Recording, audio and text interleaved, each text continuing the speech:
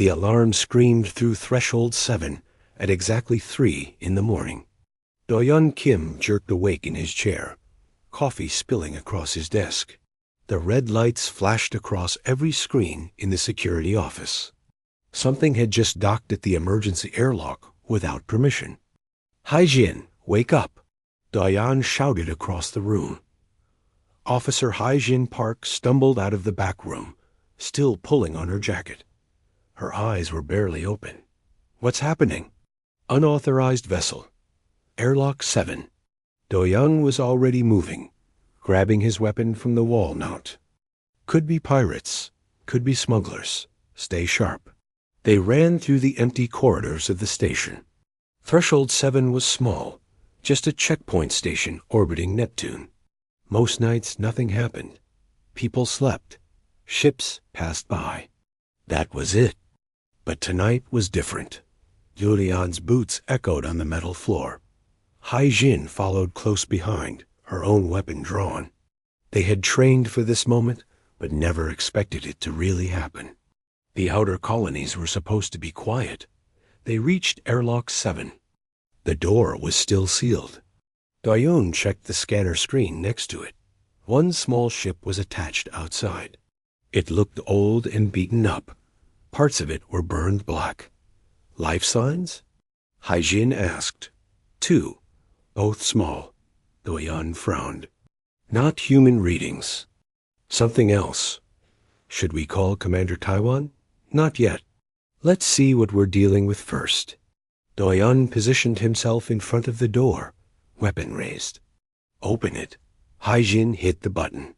The airlock hissed, and the inner door slid open slowly. White mist poured out from the pressure difference. Do-yeon tensed, ready for anything. But what came through the mist was not what he expected. A figure stumbled forward and collapsed on the floor.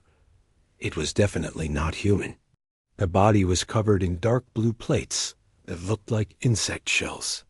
4 arms, 2 legs. The head had large black eyes and thin antennae. Blue blood dripped from several wounds on the torso, and clutched against this creature's chest was a smaller version of the same species. A child. The little one's eyes were wide with terror. "Please," the creature gasped. A small device on its neck translated the words into Korean. "Please let us in. I escaped my husband. He will kill us both if you send us back." Do-yeon lowered his weapon slightly. Hae-jin stared with her mouth open. The alien was female. Do-yeon could tell somehow, maybe from the way she held her child, or the tone of the translated voice. She was hurt badly. The blue blood pooled on the floor beneath her. "Hae-jin, medical kit. Now." Do-yeon knelt down beside the alien. "You're safe. We're not going to hurt you." The alien mother looked up at him. Despite the completely different face, Do-yeon could see fear there, and hope, and desperation. "My name is Velmira," she said through the translator. "This is my daughter Lyri. My husband is coming. He has a military ship. Please, you must hide us." "How far behind is he?" Do-yeon asked. "Minutes, maybe less." Hae-jin returned with the medical kit. She started treating the worst wounds, though she had no idea if human medicine would work on alien biology. Velmira winced but didn't cry out. Do-yeon stood and checked the long-range sensors. His heart sank. A ship was approaching fast, much bigger than the small escape pod Velmira had used. It was broadcasting Kothren Empire military codes. "We have a problem," Do-yeon said quietly. The small child Lyri finally made a sound. A soft clicking noise that the translator didn't pick up. She was crying in her own way. Velmira stroked her daughter's head with one of her 4 hands. "Please don't send us back. You don't understand what he'll do to us." "What he's already done." "What do you mean?" Hae-jin asked softly. "In my culture, females are property. We belong to our husbands. When I tried to protect Lyri from his punishments, he said I was being disobedient. He broke 2 of my arms. He said next time he would break hers." Haijin looked horrified. That's barbaric. That's our law, Elmira said. Her voice was flat, defeated. I had no choice but to run. But now he comes to take back his property. Doyen's jaw tightened. He had seen a lot of terrible things in his years on the outer stations. But this was something else. He looked at the little alien child clinging to her mother. She couldn't be more than 6 or 7 years old, whatever that meant in Kothran years. The communication system beeped. An incoming call. Doyen knew who it was before he answered. I need to get you inside, Doyen said. Away from the airlock. Haijin, help her walk. What are you going to do? Velmira asked. I'm going to buy us some time to figure this out. They moved deeper into the station. Haijin took Velmira and Lyri to a small room that was normally used for storage. Doyen returned to the security office and accepted the incoming call. A Kothran male appeared on the screen. He was larger than Velmira, with darker plates and scars across his face. His 4 arms were crossed. His eyes were cold and angry. Human station, the alien said. I am High Enforcer Rixthar of the Kothran Empire. You are harboring fugitives who belong to me. Return them immediately. This is Captain Doyen Kim. What fugitives are you talking about? Don't play games with me, human. My mate and daughter just docked at your station. They are criminals. She kidnapped my child and stole my ship. I have legal documents showing my ownership rights. Surrender them now. Doyen felt his stomach turn. Ownership rights. This alien was talking about his wife and daughter like they were stolen vehicles. Sir, we have asylum laws here. Anyone who requests protection can. Your laws mean nothing. Rixthar's voice rose. We have a treaty. Non-interference in internal Kothran matters. This is an internal matter. You must return my property. They're people, not property. They are whatever I say they are. I am High Enforcer. I have authority. You have 1 hour to comply, or I will take them by force. My ship is armed. Yours is not. The screen went black. Doyen sat back in his chair and rubbed his face. He knew what the regulations said. He knew what Commander Taiwan would order him to do. The treaty was clear. Don't interfere with other species' internal laws. But he also knew what his conscience said. He called Haijin on the internal com. How are they? Scared. Hurt. That little girl hasn't said a word. Haijin paused. Doyen, we can't send them back. You saw the wounds on Velmira. You know what he'll do. I know. Doyen looked at the countdown timer he had started. 58 minutes left. I know. He opened a channel to Earth Command. Time to see if humanity was ready to take a stand. Commander Taiwan Choi appeared on the screen looking tired and annoyed. It was the middle of the night on Earth, too. His gray hair was messy, and he hadn't bothered to put on his uniform jacket. This better be important, Kim, Taiwan said. Sir, we have a situation. Doyen explained everything quickly. The alien mother and daughter, the pursuing husband, the threats, the claims of ownership. Taiwan listened without interrupting. When Doyen finished, the commander was quiet for a long moment. Then he sighed deeply. You know what the regulations say? Yes, sir. The Kothran Treaty is very specific. We don't interfere with their internal laws. They don't interfere with ours. It's kept the peace for 20 years. Sir, he's talking about owning people. His own wife and child. Their laws are not our laws, Captain. We don't have to like it. But we do have to respect their sovereignty. Taiwan rubbed his eyes. Send them back. That's an order. Sir, that's an order, Kim. I don't want to hear another word about it. Send them back. File a report. Move on. Understood? Doyen felt something cold settle in his chest. Understood, sir. The screen went dark. Doyun sat there staring at it for a long time. Then he stood up and walked to the storage room where Haijin was watching over their guests. Velmira looked up when he entered. She could read his face. "You're sending us back. My commander ordered it." The alien mother pulled her daughter closer. Leary made that clicking sound again, crying. "Then we're dead," Velmira said simply. "He'll kill me for running. And Leary," she stopped. "Do you know why I finally ran? After years of beatings and punishments?" Doyun shook his head. He announced that Leary was old enough to begin training to be sold to another male for breeding contracts. "She's 6 years old by your counting. 6, and he was going to start preparing her to be some old male's property." Haijin made a choking sound. "That's monstrous. That's our culture." Velmira looked at Doyun. "I know you have orders. I know you have rules. But please, human, please don't do this. Let us die here instead. It would be kinder." Doyun looked at the small child. Leary was staring at him with those big black eyes. She didn't understand the words, but she understood the tone. She knew her fate was being decided. "Haijin," Doyun said quietly, "how good are you with a camera?" "What?" "I want you to record Velmira's story, everything. Get pictures of her injuries. Get pictures of the scars on Leary. Make it detailed. Make it clear. Why? Because I'm not sending them back. But we're going to need help." Haijin smiled. "You're going to get court-martialed. Probably. Record everything. Send it to every news network you can find.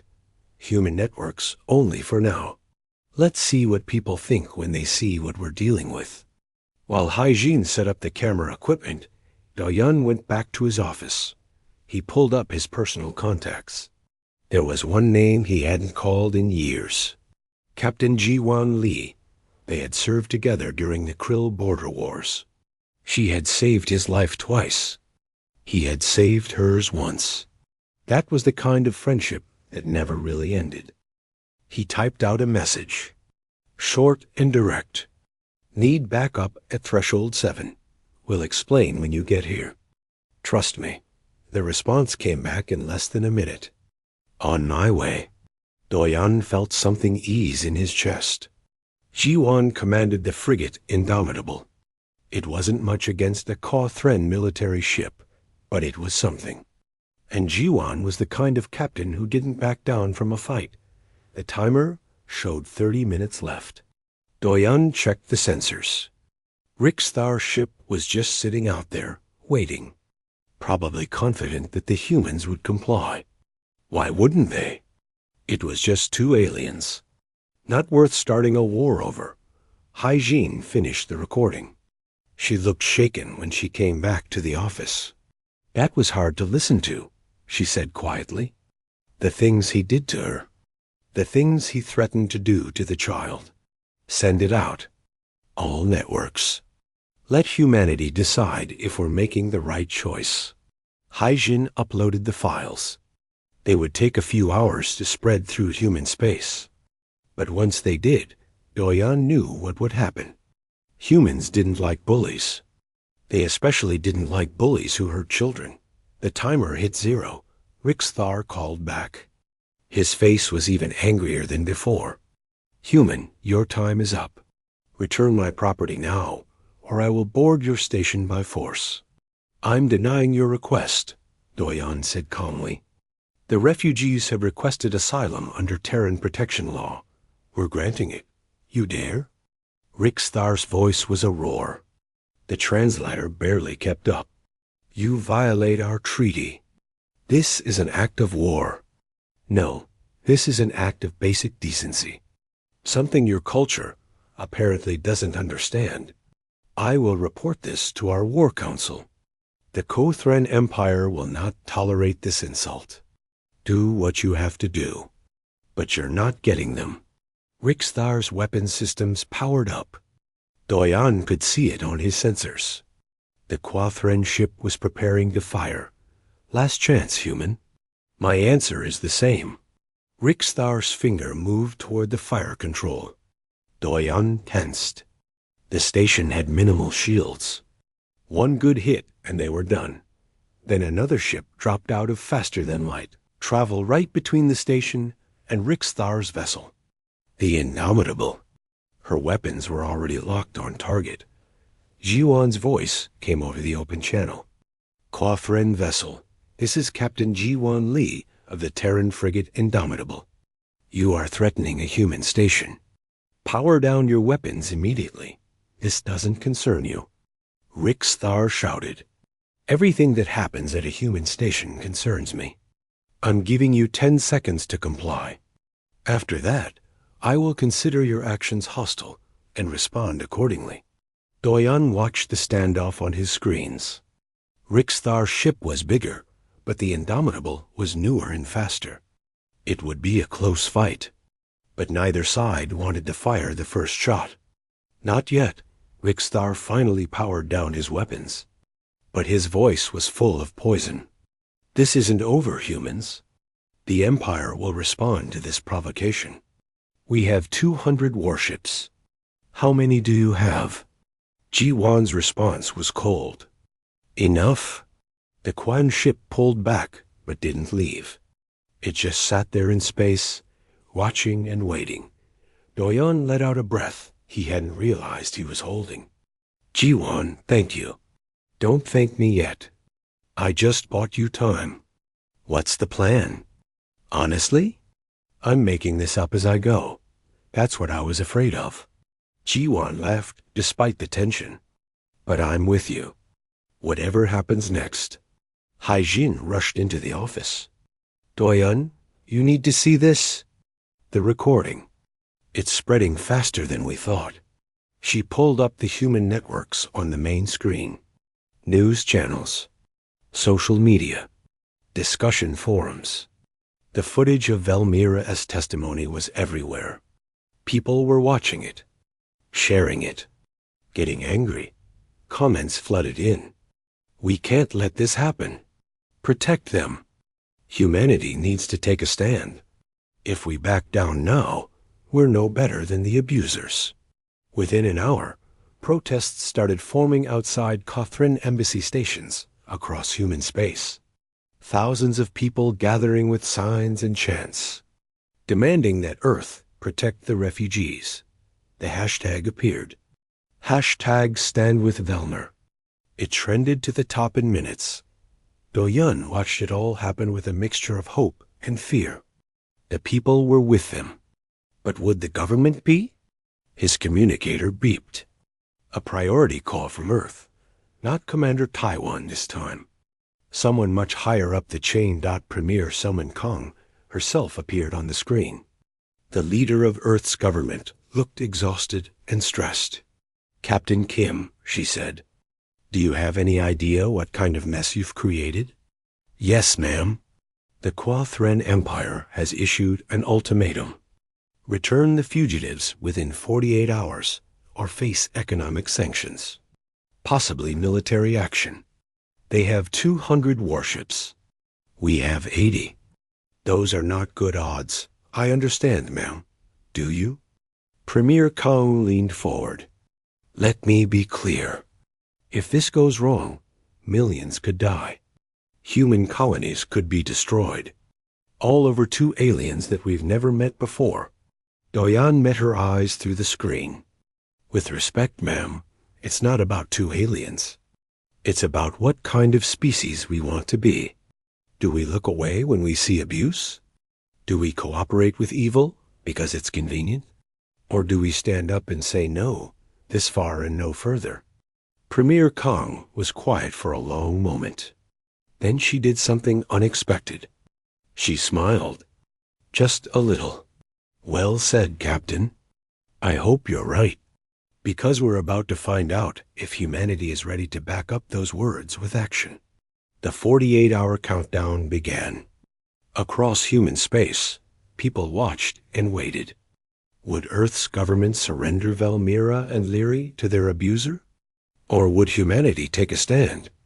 Doyon barely slept. He stayed in the security office, monitoring the situation. Rixthar's ship remained in position, watching the station like a predator waiting for prey. The Indomitable stayed between them, shields up and weapons ready. The tension was thick enough to cut. Velmira and Leary stayed in the storage room. Hygiene brought them food and water, though neither ate much. The little girl still hadn't spoken a word. She just clung to her mother and stared at nothing. "She's traumatized," Hygiene told Doyon quietly. Whatever happened before they ran, it broke something in her. Doyon felt a fresh wave of anger. No child should have to go through that. Human or alien, it didn't matter. Children needed protection. That was a universal truth. On Earth, Premier Soman Kong faced enormous pressure. Half her advisors told her to give in. The risk of war was too great. 2 lives weren't worth millions. The other half argued that humanity couldn't back down.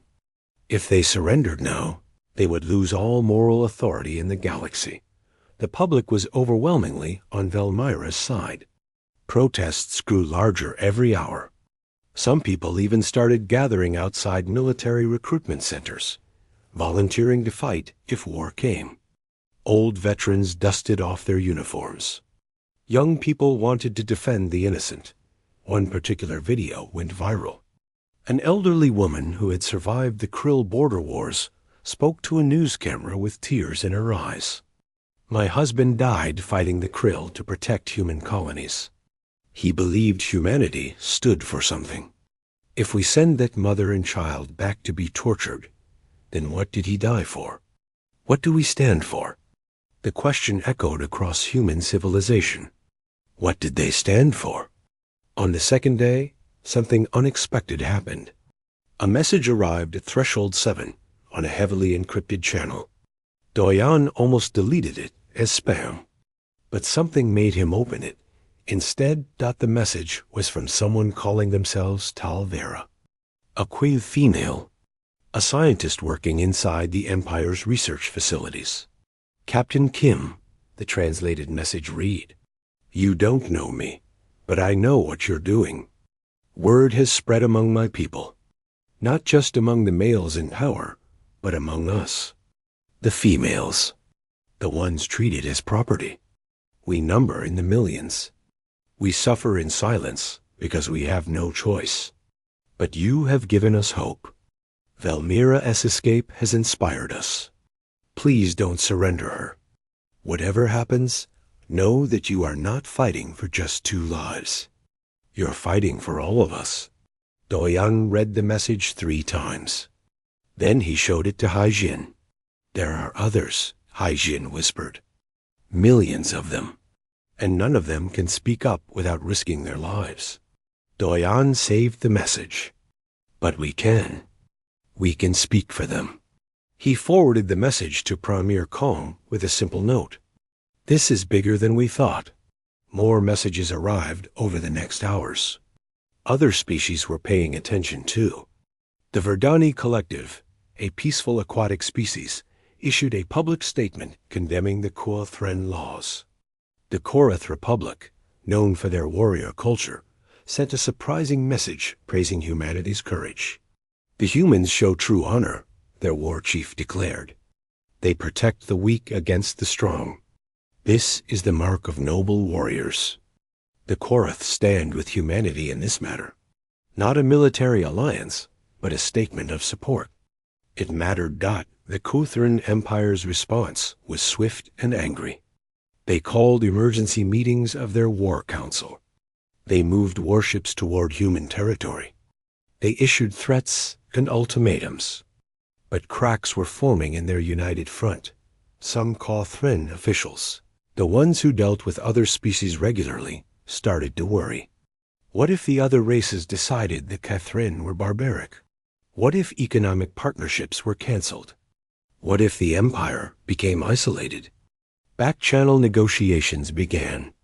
Premier Kong's diplomatic staff worked around the clock, trying to find a solution that wouldn't lead to war. But Rixthar refused every compromise. He wanted his property back. Nothing else mattered to him. The deadline approached. 12 hours left. Then 6, then 3. Doyan walked through the station, checking on everyone. The small crew of Threshold 7 was exhausted, but determined. Nobody suggested giving up. Even the maintenance workers had armed themselves, ready to defend the refugees if boarding teams attacked. He found Velmira in the storage room, holding Leary close. The alien mother looked up at him with those strange black eyes. "Why are you doing this?" She asked. "You barely know us. We're not even the same species. Why risk so much?" Doyan sat down across from her. "My grandmother used to tell me a story. During Earth's old wars, before we went to space, there was a time when people were killed just for being different, for their religion or their appearance or where they were born. Millions died, and the world asked afterward, how did this happen? How did good people let this happen?" He paused. The answer was that good people looked away. They said it wasn't their problem. They said they couldn't risk getting involved. They stayed silent while evil happened right in front of them. Velmira listened quietly. My grandmother said her parents had looked away. They were ashamed of it for the rest of their lives. She made me promise that I would never do the same. That if I ever saw someone suffering, someone in danger, I would act. Even if it cost me everything. And if war comes, if people die because of us, then we'll fight. And we'll know we fought for the right reason. That has to count for something. Velmira reached out with one of her 4 hands and touched Doyan's arm. "Thank you. Whatever happens, thank you for seeing us as people. Not as property. Not as problems. As people, the final hour arrived." Doyan returned to the security office. Haijin was there, watching the screens. Ji-Wan called from the Indomitable. "Doyan, I'm picking up movement. Kong ships are jumping into nearby systems. A lot of them. How many?" "At least 30. Maybe more." Ji-Wan's voice was tense. "They're positioning for an attack. Not on your station. On human colonies in this sector." Doyan's blood ran cold. "They're going to force our hand. Attack our people until we give in. Looks like it. And we don't have enough ships in position to defend everything." Premier Kong appeared on another screen. She looked like she had aged 10 years in 2 days. "Captain Kim, the Kothran have given us their final demand. Surrender the refugees immediately or they begin bombing colony stations. They'll start with the smallest ones. Civilian targets. That's terrorism. Yes, and we can't stop them all. We simply don't have the ships in position." Premier Kong's voice cracked slightly. "I have to ask you directly. Will you surrender Velmira and Leary to save human lives?" Every eye in the security office turned Doyan. The question hung in the air like a weight. Doyan thought about his grandmother's story. About looking away. About the cost of silence. He thought about Velmira's wounds. About little Leary's broken eyes. About Talvera's message and the millions of voiceless females suffering in the Kothran Empire. He thought about what kind of species humanity wanted to be. What they stood for. What they were willing to fight for. "No," Doyan said quietly. "I won't." Premier Kong nodded slowly. "Then I won't either. Humanity's answer is no. We will not be bullied. We will not compromise our values. If the Kothran want war, they'll get war." She took a deep breath. All human military forces are now at full alert. Colonies are being evacuated to defensive positions. We're calling in every ship we have. Every ally we've made. If they want to find out what happens when you threaten humanity's protected, they're about to learn. The transmission ended. Doyan looked at Haijin. She was pale but steady. "We did it," she said. "We actually did it. We're going to war. maybe. Doyon checked the sensors. Rixthar's ship was moving. Or maybe something else is about to happen. The Quan Enforcer's ship didn't retreat. Instead, it moved closer to Threshold 7. More ships appeared on the sensors. Not the official Empire fleet. Smaller vessels. A ragtag group. Jiwan's voice came over the comm, confused. Doyon, are you seeing this? Those aren't military ships. They're civilian craft. Modified and armed, but not official. Rixthar's voice boomed across all frequencies. The Empire may hesitate, but I do not. These criminals are mine. If my own people won't help me retrieve my property, I will do it myself. A dozen ships moved toward the station. Not an Empire attack. A personal vendetta. Rixthar had gathered loyalists, traditionalists who agreed with him. They were coming to take Valmira and Lyri by force. Battle stations, Doyon ordered. Everyone arm up. They're coming through that airlock over my dead body. The first shots were fired. Not between empires, but between one angry male and the humans who dared to protect his victims. The real fight was about to begin. The Indomitable fired first. Jiwan's weapons officer locked onto the closest of Rixthar's ships and sent a warning shot across its bow. The plasma bolt lit up the darkness of space like a miniature star. This is your only warning. Jiwan broadcast on all channels. Turn back now, or we will fire to destroy. Rixthar's response was to order his ships to spread out. They moved like a pack of predators, trying to surround both the Indomitable and Threshold 7. Some were armed merchant vessels. Others were personal craft with weapons welded to their hulls. None were proper military ships, but there were 12 of them against one frigate. They're going for the station, Jiwan shouted over the comm.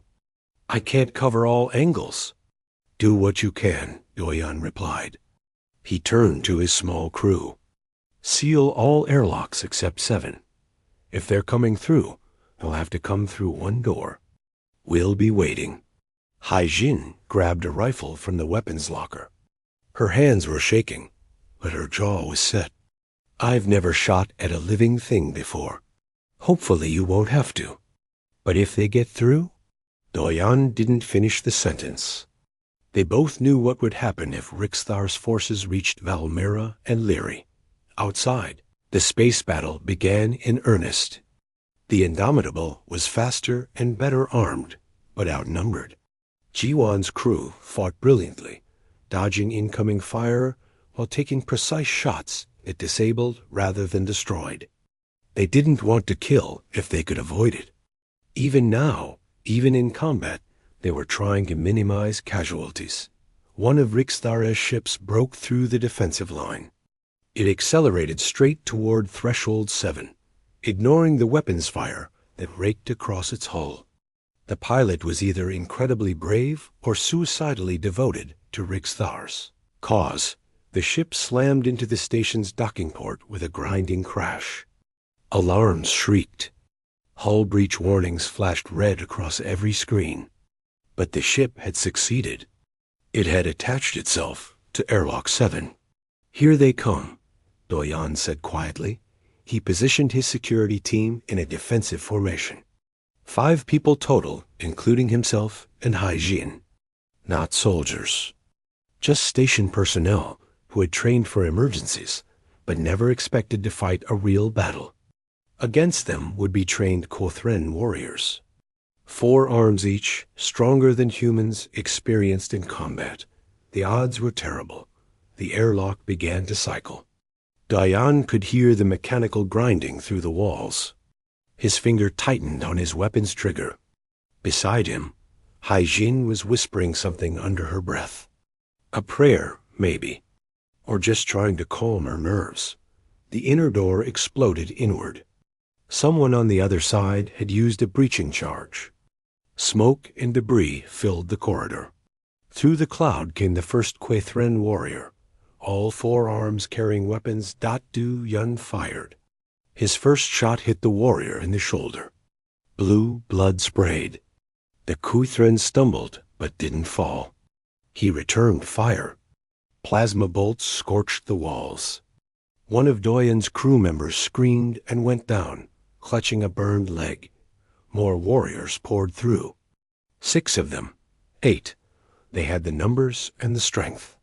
Doyen's team fell back, firing as they retreated. They couldn't hold this position. They needed to get to the secondary defensive point, a narrow corridor that would limit the Kothren's numerical advantage. Fall back. Doyen ordered. Controlled retreat. They ran backward, maintaining fire. Another crew member went down. Then another. Now it was just Doyen, Haijin, and 1 maintenance worker named Bongsu. 3 humans against 8 Kothren warriors. They reached the narrow corridor. Doyen had prepared it earlier, placing obstacles that would force the attackers to come through single file. It was their best chance. Maybe their only chance. The Kothren reached the corridor entrance. Their leader, a scarred warrior with decorations on his armor, assessed the situation. He shouted orders in his own language. 2 warriors charged forward together, trying to overwhelm the humans with aggression. Doyen and Haijin fired in tandem. The first warrior fell. The second kept coming despite multiple hits. He crashed into their defensive position, swinging with all 4 arms. Bongsu tried to block and was thrown backward into the wall. He didn't get up. Haijin shot the warrior at point-blank range. He finally collapsed. Now it was just Doyen and Haijin. 6 warriors left, and somewhere beyond them, Rixthar himself would be coming. The High Enforcer wouldn't miss this chance to personally reclaim his property. "We can't hold," Haijin gasped. She was bleeding from a cut on her forehead. "There's too many. We have to. Just a little longer." Doyen didn't know what he was hoping for. Reinforcements? A miracle? He just knew he couldn't let them through. Beyond this corridor was the storage room. Velmira and Leary were hiding there, terrified and defenseless. The Quan warriors regrouped. They were learning. They had realized that charging the narrow corridor was suicide. Now they were going to try something else. Now 2 warriors produced grenades. Doyen's blood ran cold. If they threw those into the corridor, he and Haijin were dead. Game over. Then the station shook. A massive impact from outside. More ships arriving? More attackers? Jiwan's voice came over the emergency comm, crackling with interference. "Doyen, you've got incoming. Kothren military ships. A lot of them." Doyen's heart sank. The Empire had decided to join Rixthar S attack after all. They were doomed, but Jiwan's next words made no sense. "They're firing on Rixthar ships. The military is firing on their own people." "What?" The station shook again, but less violent this time. Doyen risked a glance at the security camera feeds. Outside, Kothren Empire warships had arrived in force. But instead of attacking the station or the Indomitable, they were targeting Rixthar's makeshift fleet. One by one, the civilian ships were disabled. Precise shots that destroyed engines, but left the rest intact. The Kothren military wasn't here to help Rixthar. They were here to stop him. A new voice came over all communication channels.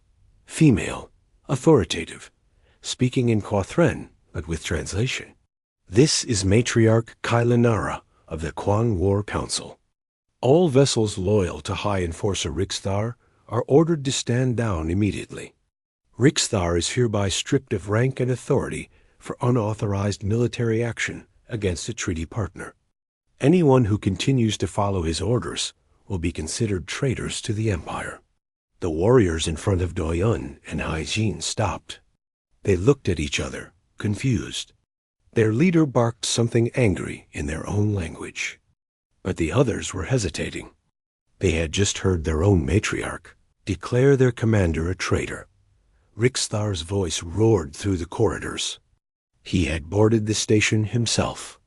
Lies! The matriarch is weak. She betrays our traditions. Follow me, and we will restore the proper order. But his warriors were no longer listening. One by one, they lowered their weapons.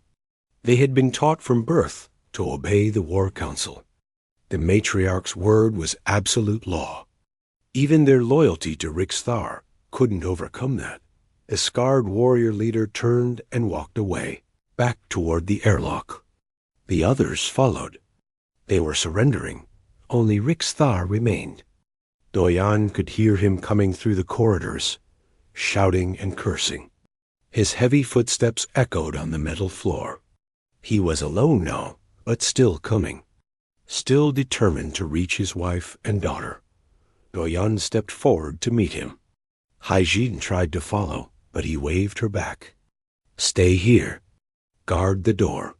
He walked to the next intersection. And there was Rixthar. The High Enforcer was massive, easily twice Doyan's size. All four arms held weapons. His face was twisted with rage and hate. Human, Rixthar snarled. You have taken everything from me. My property. My honor. My rank. I will kill you and take back what is mine.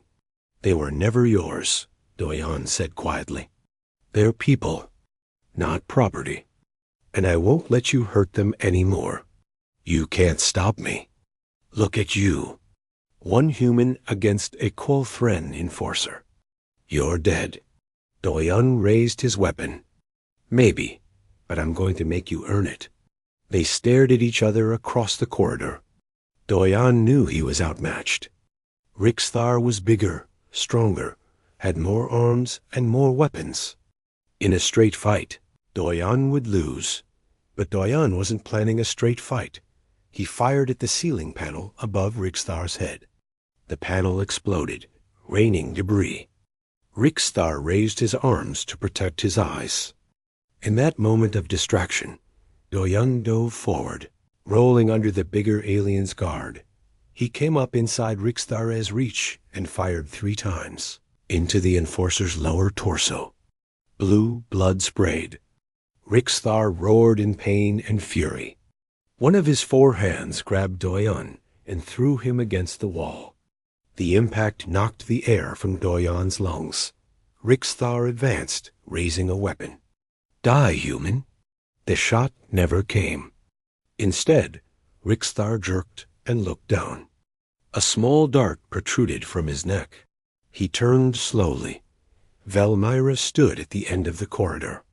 She held a human tranquilizer gun that she must have taken from the medical bay. Her 4 hands were steady despite her injuries. Beside her, little Leary watched silently. No, Valmyra said in her own language. The translator picked it up. You will not hurt anyone else. Not this human. Not our daughter. Not ever again. Rixthar took a step toward her. Then another. But the tranquilizer was working. His movements became sluggish. He fell to one knee, then collapsed completely. The High Enforcer, the violent husband, the abuser, lay unconscious on the floor of a human station. Defeated by the wife he had considered property, Valmyra dropped the tranquilizer gun and gathered Leary into her arms. She was shaking, crying. The translator picked up her words between sobs. It's over. We're free. We're finally free. The medical bay of Threshold 7 was crowded. 3 injured humans receiving treatment. 8 Quothren warriors being held under guard. And 1 unconscious High Enforcer, restrained to a medical bed with every strap and chain the station had available. Doyan stood in the doorway, watching the medics work. His ribs hurt where Rixthar had thrown him against the wall. Probably cracked, but not broken. He would survive. They all would. Outside, Matriarch Kylanara's fleet had taken control of the situation. Rixthar's ships were being towed away. Their crews were under arrest. The immediate danger had passed. Haijin appeared beside Doyun, a fresh bandage on her forehead. The matriarch wants to speak with you. Video call in the main office. Doyan nodded and made his way to the security office.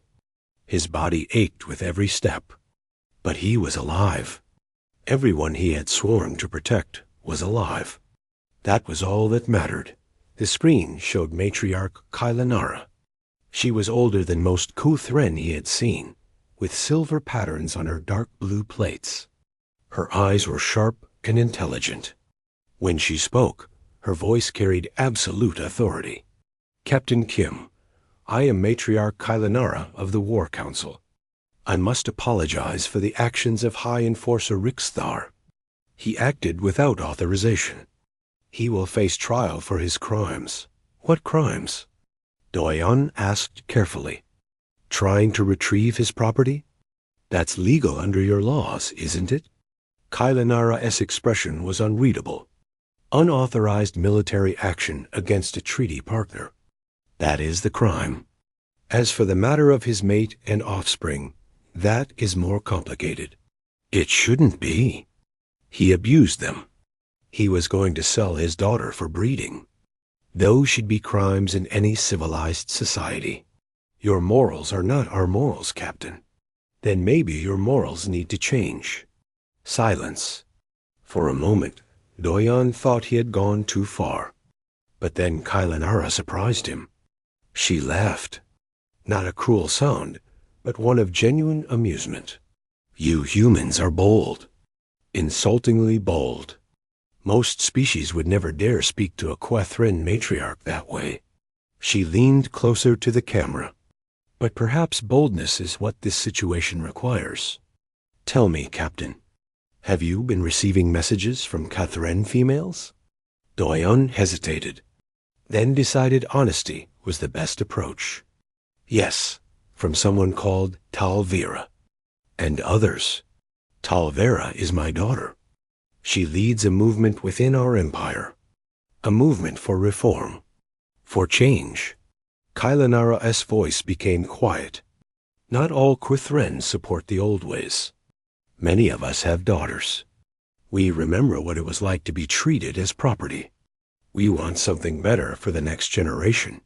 Then why not just change the laws? Because the males in power resist. Because tradition is strong. Because change is slow. Kylanara's eyes hardened. But what happened here has given us an opportunity. Your human networks broadcast Valmira's story across the galaxy. Other species are watching. They are judging us. And many Quathrin, especially the females, are asking why we still follow laws that make us look barbaric to the rest of civilization. Doyon began to understand. You're using this incident as leverage for reform. Precisely. I cannot change everything overnight. But I can make Valmira's case an exception.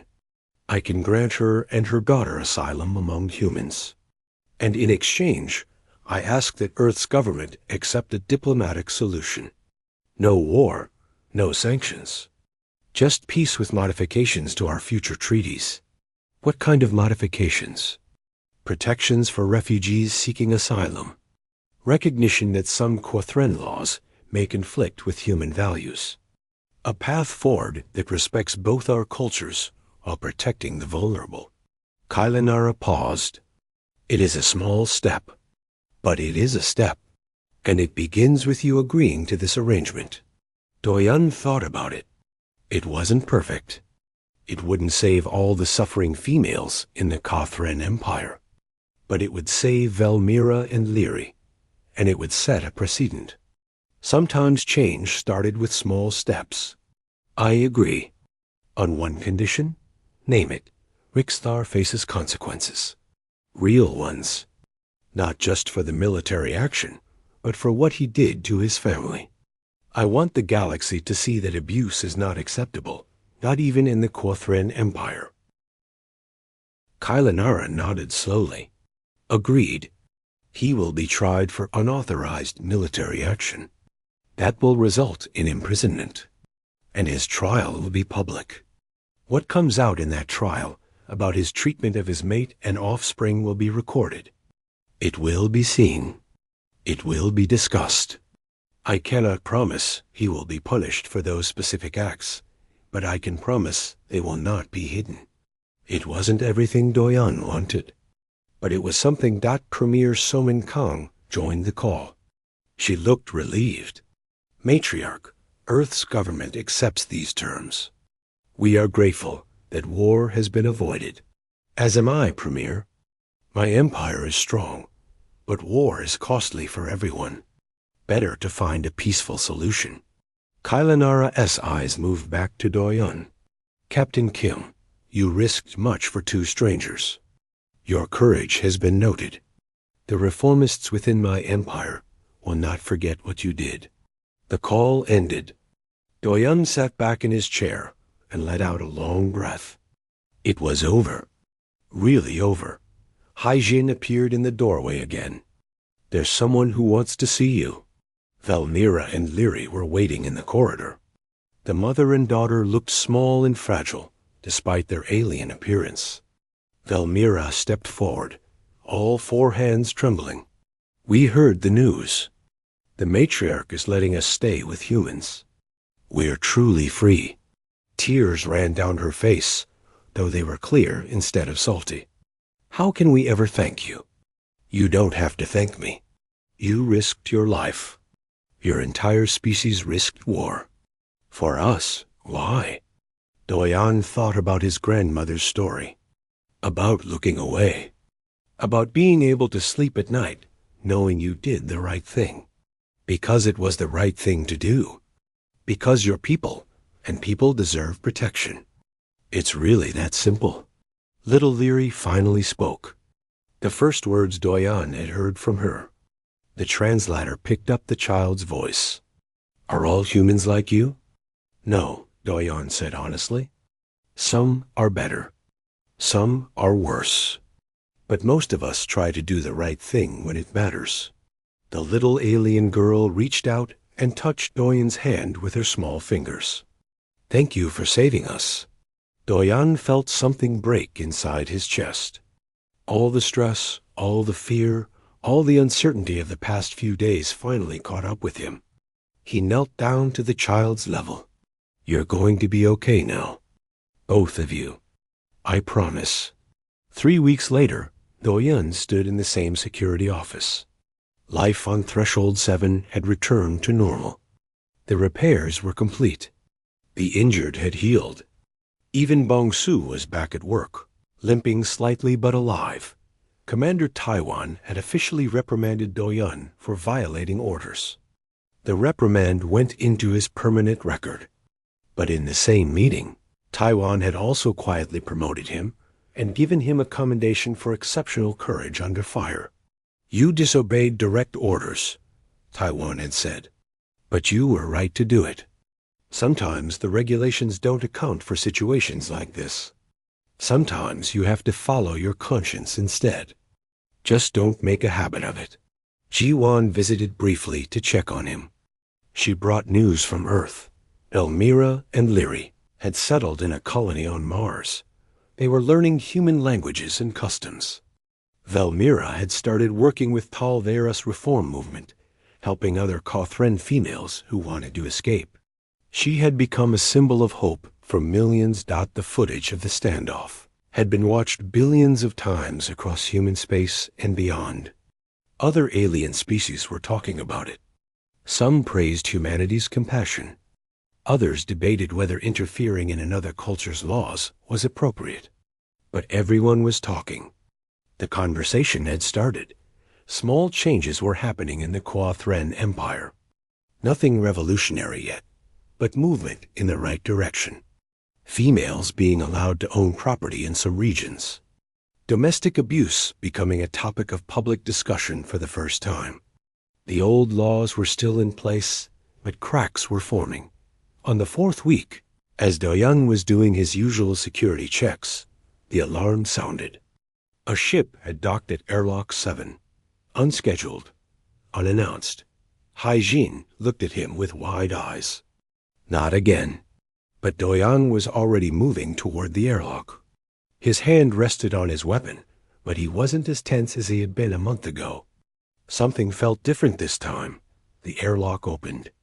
A figure stumbled through. Not Quotherin. This one was covered in gray fur, with 6 legs and multiple eyes.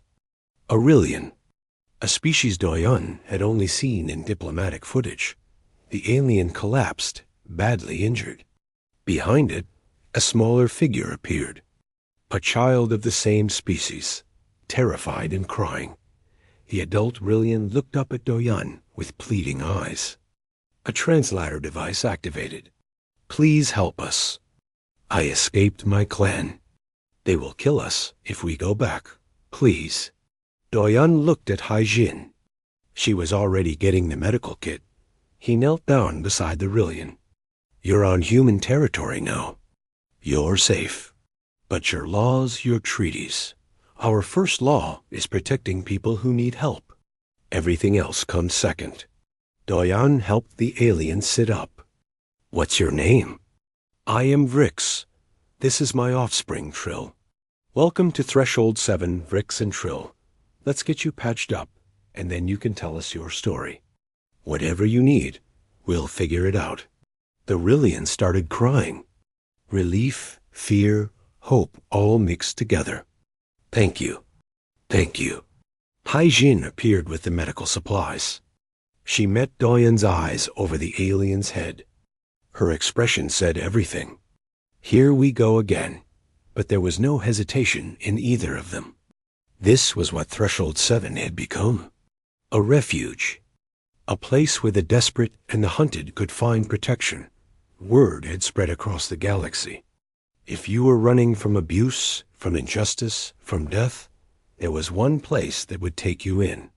One species that would fight for you, even if you were a complete stranger. Humanity. Du Yun smiled slightly as he helped Vrix to the medical bay. His grandmother would have been proud. He wasn't looking away. None of them were. And as long as he was stationed here, as long as he drew breath, Threshold 7's gates would be open to anyone who needed sanctuary. Because that was what humans did. They protected those who couldn't protect themselves. They stood up for the weak against the strong. They looked evil in the eye and said, "No, not here, not on our watch." The galaxy was vast and often cruel. But in this one small corner of space, on a tiny station orbiting a distant planet, there was a light in the darkness. A promise made and kept. You're safe now. And they were.